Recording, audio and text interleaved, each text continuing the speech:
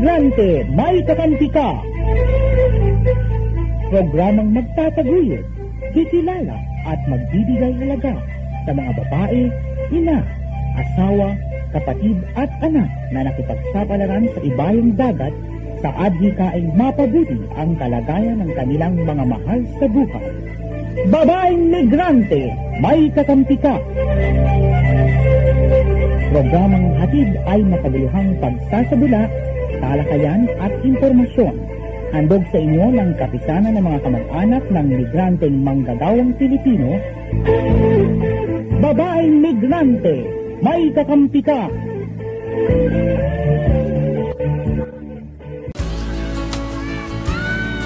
Isang magandang morning po sa atin lahat. Kamusta na kayo?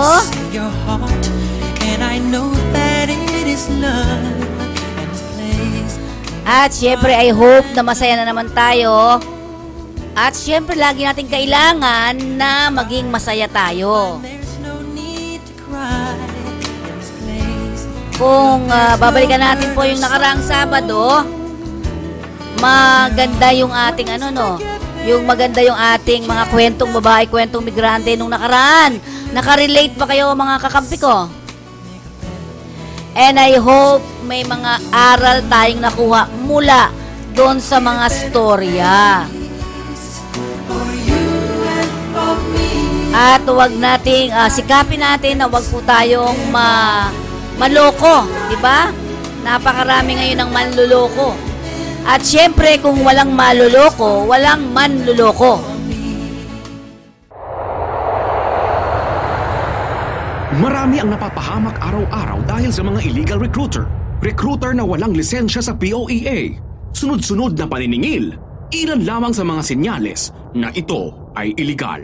Huwag tayong magpaloko. Alamin ang legal na proseso. Kung kayo ay may kilalang naging biktima ng illegal recruitment, tumawag agad sa POEA telepono bilang 722-1144 o 722-1155.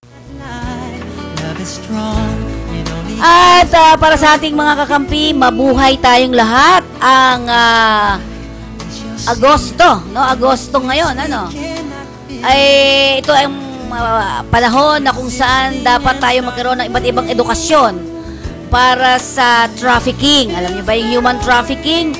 Ito ay isa sa mga talagang dapat nating maiwasan, ang human trafficking.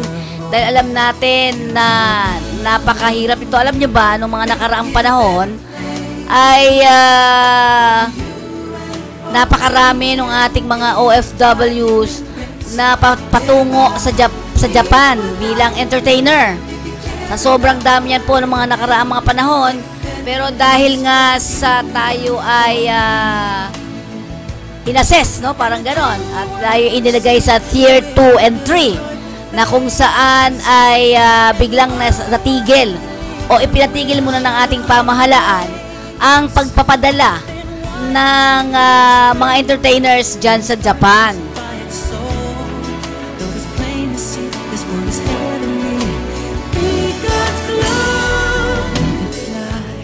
At siyempre, dahil nga dito, ay dapat malaman din natin ano nga ba ang trafficking na aking binabanggit. Hindi po ito yung traffic dyan sa karsada. Ayan, medyo alam natin. Ito po ay tao ang involved dito. Ano nga ba ang trafficking para sa atin?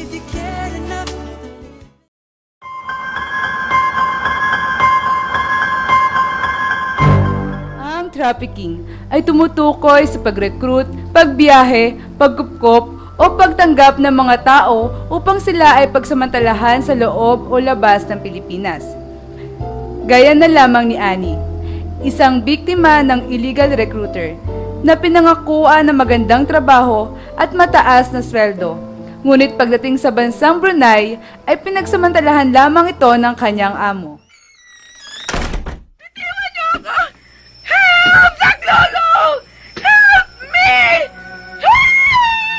Maging alerto at huwag basta maniniwala sa mga hindi lisensyadong recruiter. Upang makasiguro, tumawag lamang sa POEA hotline 722-1144 o or 722-1155. Isang paalala mula sa kakampi at ng himpilang ito.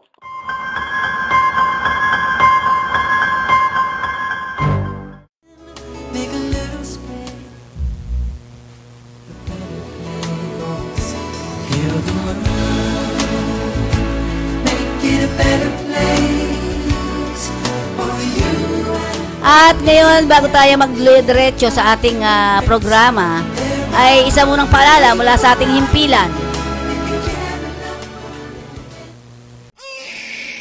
Pare, nanganak na si Commander. Aba talaga, magkano damage? Ang laki siguro niya, no? Hindi naman, kasi PhilHealth member ang kumari mo. Buti na lang at bukod sa updated na kontribusyon, updated din ang member data record o MDR niya. Ang laki na ng bawas sa binayaran namin. Bayad na ang bill, hindi pa nagalaw ang pambinyag namin. Para sa walang hassle na pagkakamit ng inyong benepisyo sa PhilHealth, siguraduhin updated ang inyong MDR o anumang pagbabago sa inyong personal na impormasyon tulad ng civil status, pagbabago ng tirahan, dagdag na dependents at iba pa. Para sa karagdagang detalye, bumisita sa alinmang tanggapan ng PhilHealth. Tumawag sa 441-7442. May mabuting pagkakataon para sa aming mga OFW na mas makaipon pa. Buti na lang may SSS FlexiFund. Panatag loob ko sa aking ipon. Garantisadong may dagdag kita. Sa FlexiFund, ang pinaghirapang kitain nalalagay sa ipong mas may pakinabang. Pwedeng pang matrikula, bahay, negosyo. Pagretiro ko, mas ginhawa. Mga kababayan, para sa dagdag ipon, mag-SSS FlexiFund na. Makipag-ugnayan na sa SSS tungkol sa FlexiFund. May mas mataas na interes, dagdag kita, garantisado. Pabahay ang pangunahing benepisyo ng Pag-ibig Fund. Pero marami sa atin ang may pangangailangan sa kalusugan, edukasyon at pang-araw-araw na buhay. Kaya ngayon, may Pag-ibig Loyalty Card. Sa Loyalty Card, maraming gamot, mas mura. Tuition fee, mas mababa. At LPG, bawas presyo. Simula pa lang ito, ng maraming dagdag ginhawa ng Pag-ibig Loyalty Card. Patunay na naman, sa pag-ibig ang pinaghirapan, may katuparan.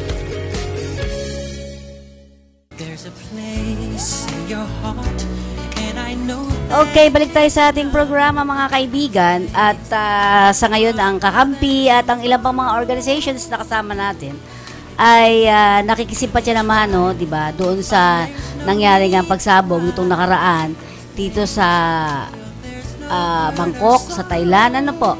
So may mga ilang kaibigan din tayo na nagbabalita sa kanila doon na marami ang nasugatan at may ilan din ang pumanaw o ang namatay, no. At alam ko, pagkakalam ko, wala pang lumalabas na balita o pangalan, o mga pangalan ng mga Pinoy. Sinasabi lamang nila sa mga reports na merong Pinoy na napasama. So hanggang sa ngayon po, wala pa tayong nakukuhang balita para sa mga Pinoy na napasama dito nga sa nangyaring pagsabog na ito nitong nakaraang Lunes.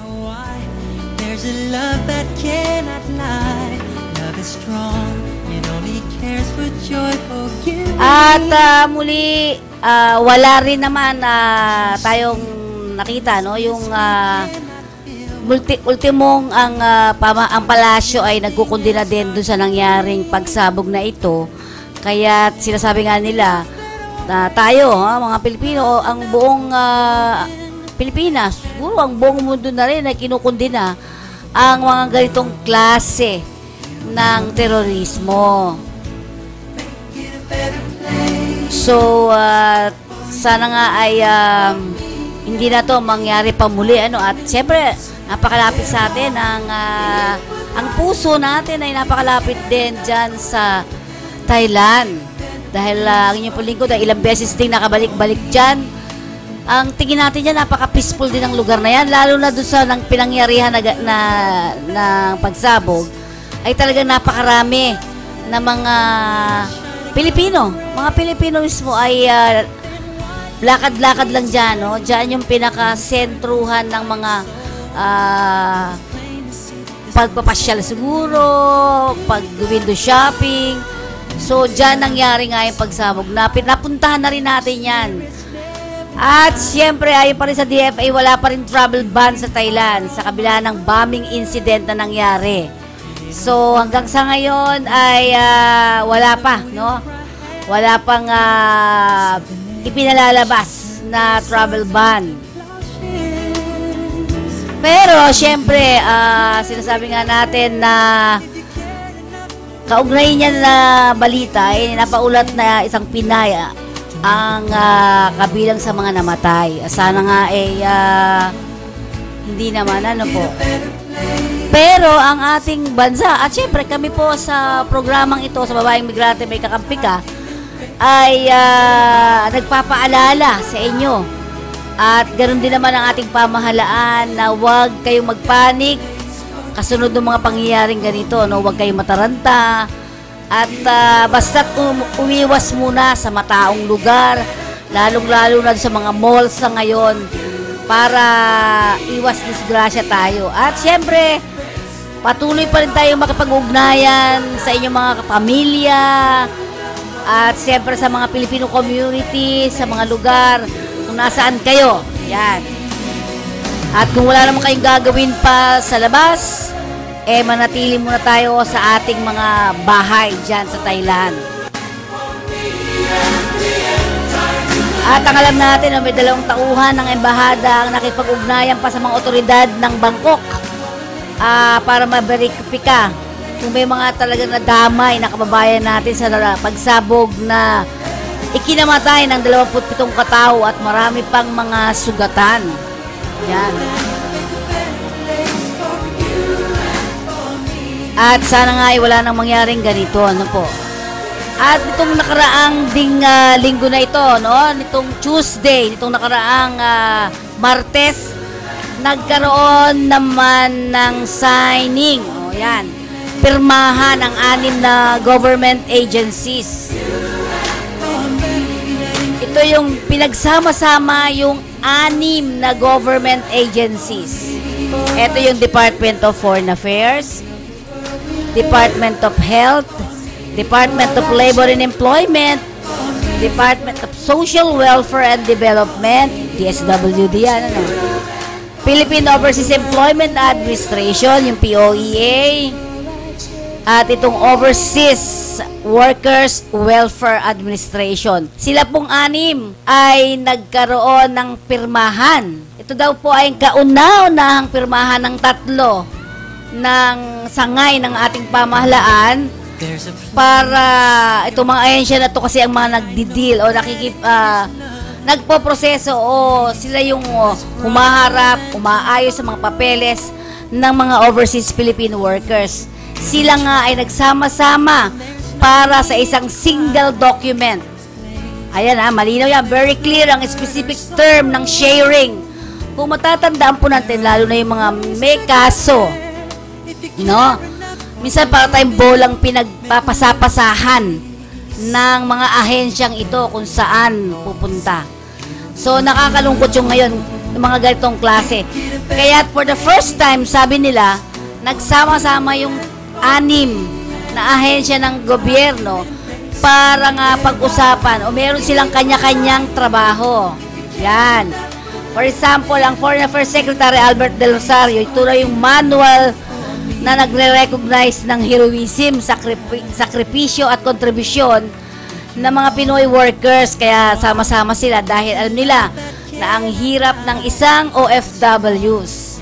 Ang hirap kaya nung pagpasapasahan ka, di ba?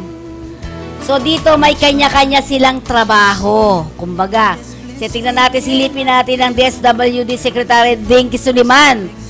Siya kasi ang nag-ensure na dapat ang psychosocial well-being ng Pilipino abroad is masigurado talaga.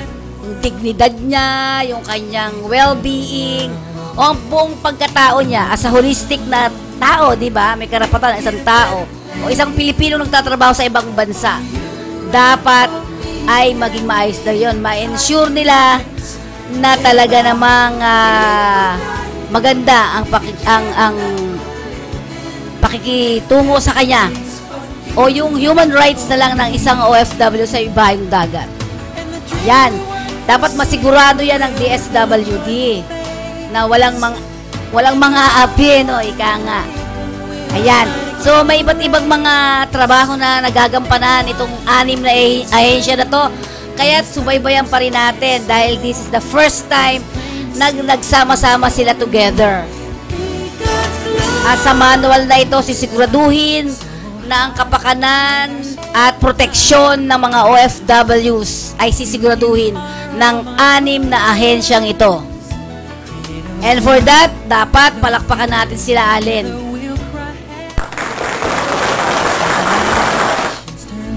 At sana itong joint manual operation na ito ay magbibigay sigla at proteksyon para sa ating mga OFWs. At nung araw din yon, kasabay ng araw na yon ay nagkaroon din ng financial education for household service workers. Ito ay isa namang research work ng OWA at ng AIM, yung Asian Institute of Management, at kasama diyan yung Overseas Workers Welfare Administration, na sinasabing dapat doon sa mga OFWs, dapat sisiguraduhin din natin na tayo ay may ipon. Ika nga. So, ang ipon na ito ay dapat na pagbalik mo sa Pilipinas, ikaw isang OFW, abay kaya mo nang mabuhay. Pero sa isang research nga po na ginanap na ipinresenta sa atin ng pag-aaral na ito ng AIM, hindi po gano'n ang nangyayari. So, nag-present din ang IOM regarding doon sa kanilang study at survey na kung saan ito ay mga nanggaling, ang grupo na ito ay nanggaling sa Italia.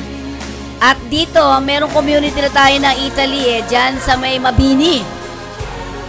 Dito ay hindi pa rin ganon kaganda ang savings mobilization ng mga pamilyang naiwan dyan sa Mabini, Batangas, Mabini. Yan. So, ayun po yun sa isang research. Ganon din sa ibang mga research, sinasabing dapat talagang ituro sa atin, sa mga OFWs o sa mga migrant workers, ang estilo ng pag-iipon para sa kanilang kinabukasan din. Dahil sabi nga doon sa doon sa study, alam mo naman ang mga Pinoy, wala sila nung isip o hindi tayo siguro talaga entrepreneur, ano? Kaya ang nangyayari ay trabaho, gastos, ganun lang daw po ang nangyayari. Kaya dapat this time, kasama ang AIM, ang OWA, at ang mga CSO na katulad natin, ang programa natin, dapat matuto tayo na yung savings mobilization. Hindi habang panahon, mga kaibigan at kakampi ko, tayo ay, sabi nga tayo ay nag-abroad. Yan. So, dahil kapag hindi na tayo sigurado, ibig sabihin, hindi na tayo productive, hindi na po tayo makakapagtrabaho sa mga susunod, di ba? So, ang nangyayari daw sa isang research din, kapag natapos na ang mga magulang sa pag-abroad at hindi na kayang makapag-abroad, ang susunod naman dyan ay ang mga anak. Susunod ulit yung anak, apo, yon. So, ang cycle ng migration, ika nga, ay hindi natatapos. So, pag hindi na pwede si nanay, si tatay, susunod ay mga anak. Yon, mga ganong klase. So, ang nangyayari, wala talaga. Walang nangyayaring ipon. At isa pang napag-usapan doon, sabi ng mga industry, ito yung mga recruitment agency na sinasabi, ang PASE ang nandun, sinasabi niya, pagtuunan din ng pansin ang tinatawag nating yung pinapasara ngayon yung mga bangko sa ibang bansa. Ang sinasabi nga, yung mga bangko natin, like for example, yung RCBC daw, at meron na rin tayong naririnig na ganyan, na may mga ilang bangko na hindi na pinagbubukas sa ilang mga bansa sa labas. Ibig sabihin, because of the AMLA, yung sinasabi nila. So, yan sa susunod, subaybayan pa rin natin yan dahil kung matatandaan mo, Ale, nung nakaraang 2 weeks ago, napag-usapan natin na may mga ilang bangko ang nanganganib na ipasara. yung mga Pinoy, Pilipino, mga Philippine banks, mga ganyan, ay pinapasara sa ibang mga bansa. Ito ngayon yung trend sa atin ngayon na kinakabahan din ang ating mga bankero o yung mga banks natin dito. So, tingnan natin yan sa mga susunod. Ano po? At isa sa binanggit natin, dahil binanggit nga yung pag-iipon, may mga ilan daw na lumabas na sinasabi na yung iba nakapag-open ng bangko, pero hindi naman pala sila marunong mag-deposit pagdating sa ibang bansa. Ayan, di ba? Kaya dapat kayo mga OFWs, pag-aralan ninyo paano ba mag-deposito sa bangko. Kasi mahirap din yan, So may mga ilan din tumatawag sa atin na sinasabing paano nga ba mag-deposito ng remittance sa mga bangko. So ilan yan ang pag-usapan dyan sa ating itong nangyaring workshop sa AIM nitong Martes. At syempre sa atin naman bilang isang pamilya ng OFWs, yung ilang mga OFWs ayaw daw mag-invest sa Pilipinas o magnegosyo sa Pilipinas. Bakit?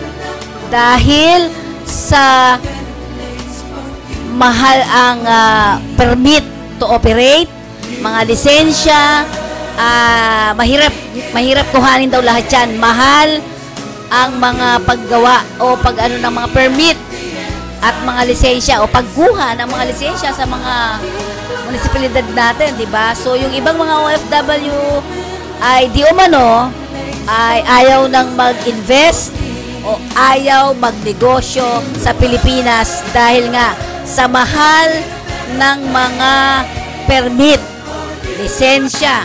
Yan. So, napakarami ng pinag-usapan itong mga nakaraan, So, yan yung ating mga chikahan itong mga nakaraan. No? So, with that, dumako tayo sa ating Mission Impossible.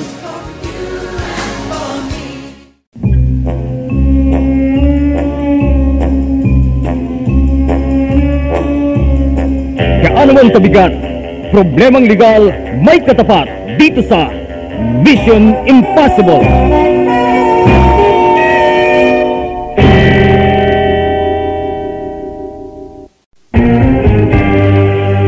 Mission Impossible. Okay, ako po si Heidi Rubinyon. Nanggaling po ako sa Bahrain. Bali 3.5 months po ako doon. Hindi naging maganda yung nangyari sa paglakad ko. And then, thank you po. Sa tulong ng kakampi, nakauwi po ako ng safe. Yun. Sa ngayon po, kasi parang ang hindi ko lang nagustuhan sa agency ko talaga. Una ko po siya i-inform sa nangyayari sa akin bukod sa asawa ko. Si Ma'am Marge. Kasi yun po yung alam ko talagang agency namin eh. Marge? Opo, yung Confederal. Pero late po na siya na kasi nabanggit nito. Mama, na pinasa ka sa isa pang agency. Opo, Worldwide. Sir. Pero talagang doon po ako nagre-report talaga kay Ma'am Marge. Yun po. Tinanong ko po sa kanya, sinabi ko sa kanya yung nangyayari sa akin. Ang sabi niya lang po, natural lang yan kasi DH at saka direct ka. Tapos nung medyo siguro napiko na siya kasi ang dami ko nang tanong, sabi niya, kung gusto mo, ito yung number ng agency dyan, yung tumatayong agency nyo, yung Arabian nga. Gusto mo, tawagan mo na lang yung mga ibang tanong mo, sila na lang yung sasagot. Pagtawag ko po doon sa Arabian, isang beses lang ako nakatawag. Sabi po niya sa akin, sa nangyari sa'yo, hindi ka basta-basta makakauwi. Kasi ang unang ano po niya, bakit ba? Sabi ko po, nagbago po kasi yung trato. Tapos yung pagkain ko, kasi ako pa bumibili. At yun pong pinangako nilang sweldo, pagdating ko, hindi naman yun talaga yung ibinigay. So magkano talaga yung sweldo na napag-usapan niyo? Sabi po niya, 90 to 95 BD. Brunei dollar. Bahrain dollar. Bahrain dinar. Tapos, ang binigay lang po talaga nila, 80. So, kulang sila ng 50. Ang nasa kontrata po ay 150. So, yun dapat ang masusunod. Opo, yun nasa kontrata talaga. Pero diba? yung kontrata mo na yan, pinirmahan mo yan dito pa sa Pilipinas. Hindi po ako pumirma eh. Yun nga po yung, wala po akong pinirmahan. Kasi ang sabi po sa Worldwide, sir, pagdating ko po doon, may pipirmahan talaga ako na galing sa agency doon. Kahit daw po kay direct, may pipirmahan ako doon. Yun po yung sabi. Nung 23 ng gabi na kinuha ko yung lahat yung papers ko, na kinabukasan flight ko na. So, yun ang, kumbaga, yan, sasabihin mo yan sa POEA, na wala kang pinirmahan kontrata. Wala po talaga, Mas wala. pagdating mo doon, ang napagkasunduan yung kontrata ay 150. Opo, yun po kasi nakalagay. Pero Kahit sa hindi is- nasunod. Opo, hindi talaga. Ang naibibigay lang sa'yo ay 80 lang. Yes, ma'am. Tapos ako pa ang bumibili ng pagkain ko. After yung 1 month po, talagang pinakakain naman nila ako. Binili nila ako. After po noon, yung 2.5 month ko po na May mga kasama ka bang? Wala. Sa bahay po mismo? Wala. Pero yun pong sa mga anak-anak po nila, mga Pinay din po yung katulong nila na may mga problema din. Opo. Yung 3 days bago ako mag-flight po away dito, tumakas yung isang maid nila. Pero hindi ka naman nakaranas ng pananakit. Nakaranas po ako, ma'am. Anong ginawa sa'yo? Ayan, puro paso ako. Hindi yung sakit na Tapos yung... body contact. Hindi, sinaktan ka ba Sinaktan nila? ka na kamo. Nakaranas po ako, apo naman niya. Talagang sinipa ako dito. Bata pa ba Hihingi- yun o may edad na? Ihingi siya lang ng Ilang tubig. taon na siya? 10 to 11. Ganon. As in, nung sinabi ko po dun sa nanay, ang sabi po niya, baby pa yan eh. Tapos bigla siyang tumawag parang gano'n. Baby pa, 10 years old, 11 years old. Ako talagang hindi ako talaga nakahinga kasi dito po ako tapos nakasapatos siya dito sa ribs natin. Ang lalaki po ng kahit na Opo, sabihin mo 10 years yun. old, di ba? Gano'n siya kalaki kahit 10 years old siya. Tapos nakakaranas ako, 2 hours lang talaga tulog. Yung tray na stainless, sa harap mo para tumayo ka. Nakaranas po ako ng gano'n. Para magising ka lang. Opo. Bula-bula ka Yung gano'n. Hindi Sabihin mo kayo yung ma-refund yung expenses natin kung sakasakali. yun lang po sana. Sige, hindi, actually, yun nga ang sabi ng POEA, kung kayo ang nagastos ng pamasahe mo pa uwi rito, kailangan ibalik sa inyo yun ng ETC. So, Opo. yung kaya nga sabi ko, yung mga resibo ng ticket, kailangan dala-dala nyo. Papakita nyo yun ngayon sa POEA. Opo, dala ko po. Ma'am, kaya lang, 150 dinar yung binigay ko namin. Pero nakita ko po sa resibo, 96, hindi po nila binigay yung sobra. As in, talagang hindi rin po ako pinasweldo na nitong huli. Hindi binibigay. Kaya Hindi na pala po hindi nila. binibigay. Nung flight na siya, mga 2 hours na lang, saka palang inihabol. Opo, hinabol lang sa akin kasi Nakita may niya, nagsabi 96 nung na guard pala. na may dala pa siyang papel. Sinabi po dun sa amo ko na kailangan niya yan. Kaya lang po hinabol sa akin, pinabot lang dun sa tinanong Yung lang. resibo. Opo, eto nga. Sino yung Heidi Rubiñol? Eto yung kasi nakabila pa po kami sa ng passport. Yun. Kaya po nakuha ko. Kasi nung una, sabi nga nito, kunin mo, pero ayaw po talaga. Pinare-resibuhan ko Kaya nga po, ang di ginawa basta ko, sa akin, resibuhan. pinicturean ko lang muna yung ticket bago nila mapunit sa airport ng Bahrain, bago Kaya sabi ko dito, kung halimbawa hindi ko makuha yung resibo, paano gagawin ko? Pwede bang picture lang? Buti na lang po inihabol nila sa akin. Kaya nasa akin yun. Kasi hindi talagang hahanapin sa'yo doon. Opo. Kasi, Pero yung ibig sabihin, hindi ka na nakapag-usap sa agency doon. Hindi ko naman po sila nakaharap eh. Kasi nung pong isang beses na, basta yung unang nagreklamo na to, tinawagan na yung amo ko ng agency doon, ng Arabian. Di, tinatawagan ko po siya kasi nung huling usap namin, sabi niya kung kung may problema ka pa, kung may tanong ka, pwede kang tumawag sa akin. Kasi tinanong ko po siya, bakit po ang sabi sa akin sa Manila, ay pipirma pa ako sa inyo. Bakit po peki yung pirma ko? As in, hanggang ngayon, ilang buwan ako wala akong pinipirmahan. Ang sagot po niya sa akin, ay kung ako nga nakarating ako dito, wala akong pinirmahan eh. Sabi ko, ano pong pangalan niyo? Tinanong ko, ayaw po niya sabihin. Basta sabi po niya, secretary siya daw sa agency ng Arabia. Tapos yung second ko pong tawag, nung nalaman ng nagreklamo to, ayaw na po nilang sagutin yung tawag ko. Siguro po, inano na ng amo ko na, pag yung number na yan, huwag mo nang, as in yun, tinalak-talakan ako nung, yung bali manugang po nung tumata yung, asawa nung tumata yung employer ko, na Pinay. Opo, Pinay yung taga Cebu. Talagang ano niya. Sabi niya, lahat na lang ng kaartihan mo sa katawan mo, lahat na lang ng ginagawa nangyayari sa'yo dito, kailangan mo sabihin sa pamilya mo. Sabi niya gano'n.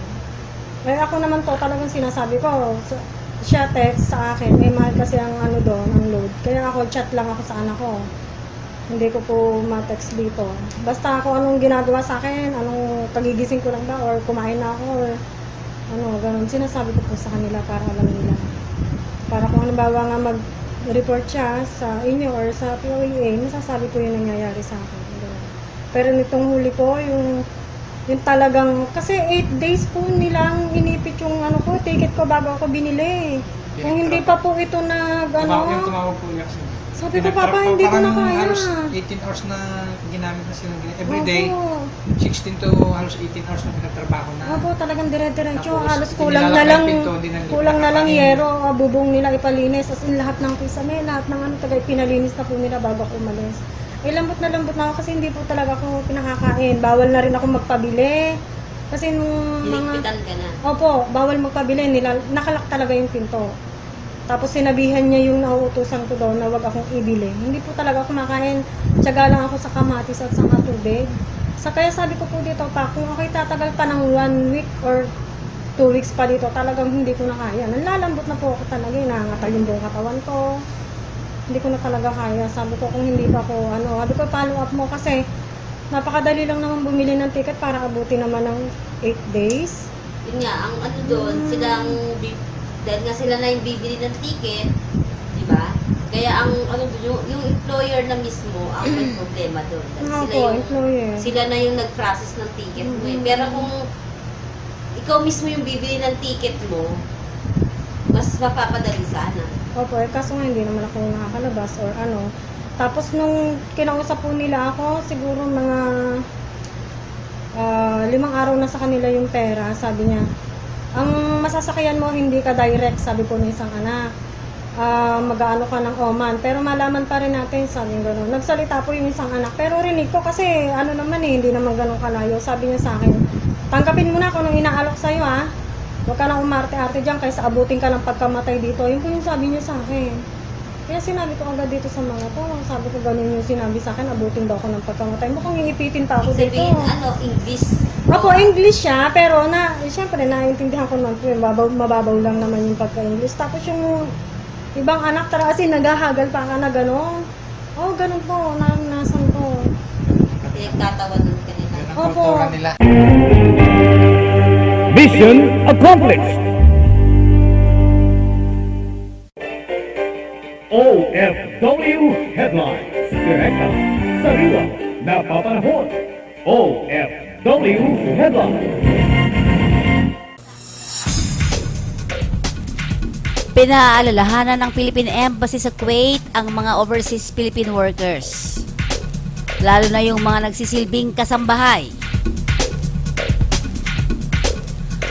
Ayon kay Consul General Raul Dado, hindi dapat mahikayat sa mga nag-aanyaya sa Facebook at sa telepono na takasan ng kanilang mga amo upang sila ay magtrabaho sa coffee shop at ang iba pang madadaling trabaho. Ayon pa kay Dado na kadalasang bagsak ng mga OFWs na tumakas sa kanilang mga amo ay sa mga sex den, kung saan ginagamit nila ang 30 hanggang 40 lalaki sa isang araw.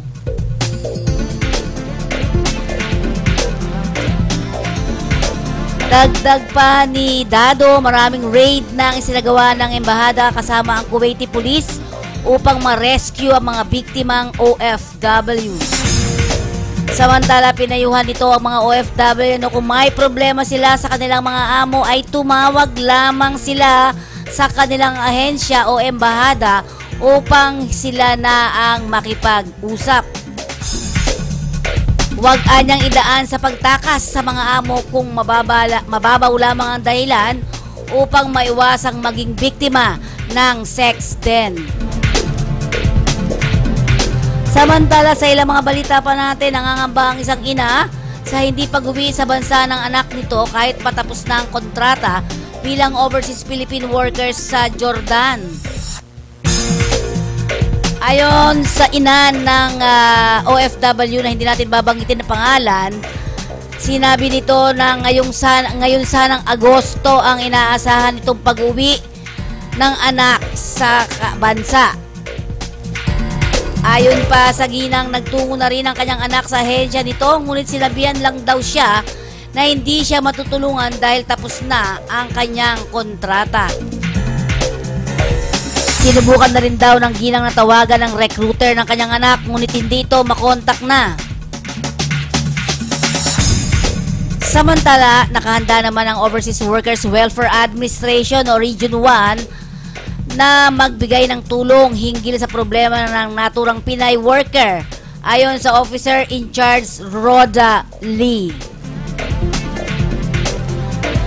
Sa paniniwala ng mga magulang ng OFW, ayaw itong pauwiin ng kanyang mga amo. Samantala sa South Korea, hindi matitinag ang mga Pinoy sa nararanasang heat wave sa naturang lugar o ng naturang bansa sa kasalukuyan. Ayon sa isang Pinay na kapag-asawa ng South Korea na kahit na umabot sa 33 degrees Celsius hanggang 38 degrees Celsius ang temperatura sa ilang bahagi ng South Korea, ay tuloy pa rin ang pagtatrabaho ng mga Pinoy. Ngunit dapat na mag-ingat ang mga naturang OFWs. Samantalang sinabi ni Jung na maraming Pinoy ang nagtutungo ngayon sa mga malls, coffee shops, restaurants at iba pang mga lugar na may mga air conditioning unit upang magpalamig. Aniya, bilang precaution upang hindi maapekto ng sobrang init ng temperatura sa South Korea, pinapaalalahanan din sila na palaging uminom ng tubig at iwasang ma-expose sa init ng araw. Sa ngayon, ayon kay Jung, wala pa namang nababalita ang Pinoy na nabiktima ng heatwave sa naturang bansa. Samantala, job fair naman sa mga returning JPEPA candidates. Ang Embahada ng Japan ay magsasagawa ng job fair para sa mga returning Filipino nurses at caregivers sa darating na August 28, taong kasalukuyan, at sa Ascot Bonifacio Global City sa Taguig City. Kung matatandaan natin mga kakampi ko, tumatanggap ang Japan ng mga Filipino nurses at caregivers based on the Japan-Philippine Economic Partnership Agreement o yung tinatawag natin JPEPA. Sa katunayan, may 4 na raang Filipino nurses at caregivers ang nakabalik na sa Pilipinas matapos ang kontrata nila sa Japan. Ang event na ito ay para sa mga nakabalik na Pinay mula Japan. Ang event na ito ay taunang ginagawa rin ng Japanese Embassy upang makatulong sa mga nurses at caregivers na nanggaling sa naturang bansa.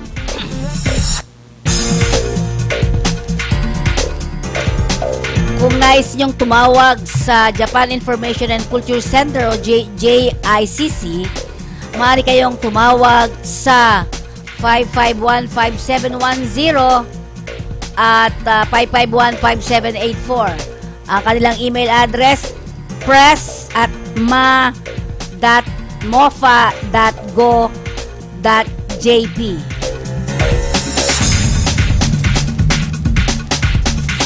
Samantala, nais ng pambansang kamao, Manny Pacquiao, na manghingi sa ating pamahalaan ng mga datos para sa mga OFWs na involved sa mga kaso sa abroad. Muli, nais ni pambansang kamao na magkaroon ng inventaryo upang malaman kung gaano kalaki ang ginagamit na pondo ng gobyerno para sa mga kaso ng OFWs. Nais din malaman ni Pacquiao kung gaano karami ang mga OFWs na nakakulong at ang ilang mga OFW naman na nasa death row.